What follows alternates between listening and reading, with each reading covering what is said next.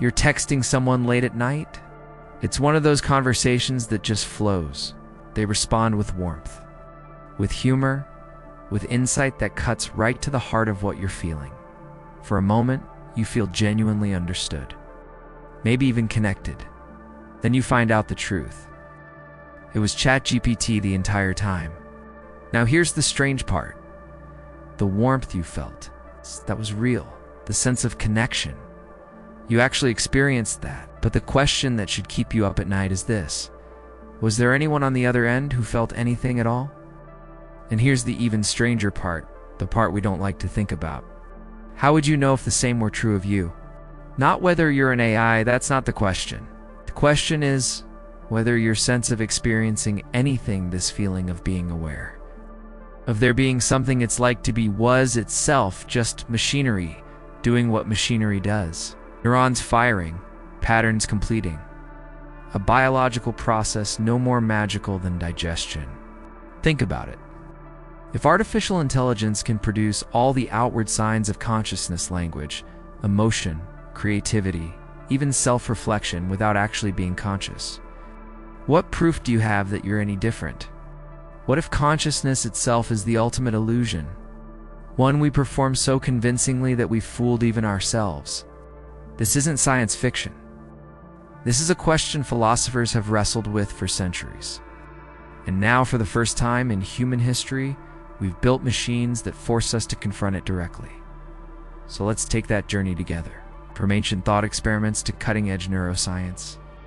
From the nature of understanding to the architecture of the self, let's find out what's really behind your eyes. In 1980, a philosopher named John Searle proposed a thought experiment that still haunts the field of artificial intelligence. Imagine a man locked inside a room. Through a slot in the door, people pass some cards with Chinese symbols written on them. The man doesn't speak a word of Chinese, but he has a book, an enormous, incredibly detailed rule book that tells him exactly which symbols to write in response to any combination he receives. He follows the rules perfectly. To anyone outside the room, it appears he's having fluent conversations in Chinese. The responses are thoughtful, nuanced, even emotionally intelligent. But here's the thing. He has no idea what any of it means. Not a single word. Syntax is not semantics. Process is not understanding. The appearance of comprehension is not comprehension itself. Searle called this the Chinese room argument. And when you look at modern AI, at large language models processing billions of parameters to predict the next word, re-looking at the Chinese room made manifest. Perfect output, zero understanding. Or at least, that's the claim. But here's where it gets uncomfortable. In 1996, philosopher David Chalmers introduced another thought experiment. The philosophical zombie. A pazombie, as it's called, is a being physically identical to you in every way. Same neurons, same behaviors, same words coming out of its mouth. But with one crucial difference. There's nothing it's like to be a pazombie. No inner experience, no subjective awareness. The lights are on, but nobody's home. And Chalmers argued something terrifying. Such a being is even conceivable if we can imagine it without logical contradiction, then consciousness isn't a necessary product of physical processes. It's something extra, something ... optional. Which raises an obvious question. How do you know you're not one? This is the ancient problem of other minds. René Descartes, centuries ago, declared, "I think, therefore I am." The one thing he couldn't doubt was his own experience. But that certainty came with a prison. You can only verify your own consciousness. Everyone else, your friends, your family, the person you love most, could be a convincing automaton. We've always relied on behavior as our evidence. If someone acts conscious, we assume they are. But that's precisely what Alan Turing measured with his famous test. Not experience, behavior. And if behavior is the only evidence we accept, then AI has already passed. So the question boomerangs back to you. What other evidence do you have for your own consciousness? So far, We've been dealing with thought experiments, hypotheticals, philosophy. But what if neuroscience is telling us the same thing? The philosopher Dennett spent his career arguing something deeply unsettling. In his book Consciousness Explained, he proposed that the unified sense of self, we all experience this feeling of being a single, coherent I, watching the world from behind our eyes, is a fiction. There is no theater in the brain, no inner audience watching the show. What we experience as a seamless stream of consciousness is actually something Dennett called the multiple drafts model. Competing neural processes, running in parallel, constantly being edited and stitched together after the fact. The narrative of you isn't being written in real time. It's being constructed retroactively. Think about what that means. You that feels like it's in control.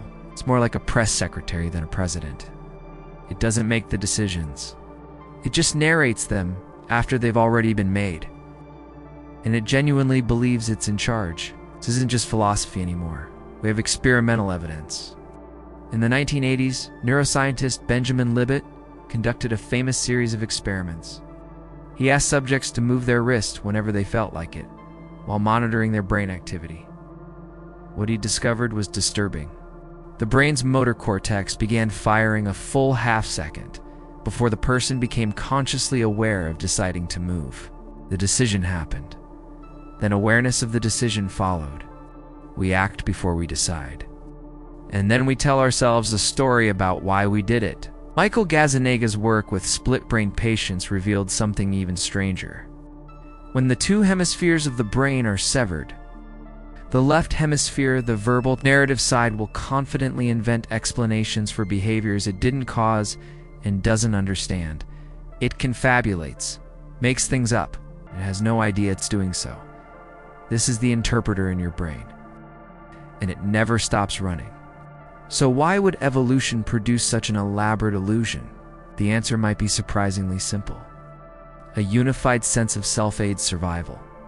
It helps with social coordination, long-term planning, forming alliances. It doesn't matter if it's real, it only matters if it works. The writer Tor Naratranders called this the user illusion. Think about the desktop on your computer. The folders and icons you see aren't real representations of what's happening inside the machine. They're a simplified interface, a useful fiction designed for usability. Consciousness, he argued, may be the brain's desktop, not a window into reality, just a helpful cartoon we've learned to navigate. And here's where this stops being an intellectual exercise. If the self is an illusionist story, the brain tells itself what happens to meaning, to morality, to responsibility. If you aren't really making your choices, how can you be held accountable for them? This isn't abstract philosophy. It strikes at the very heart of how we understand our lives.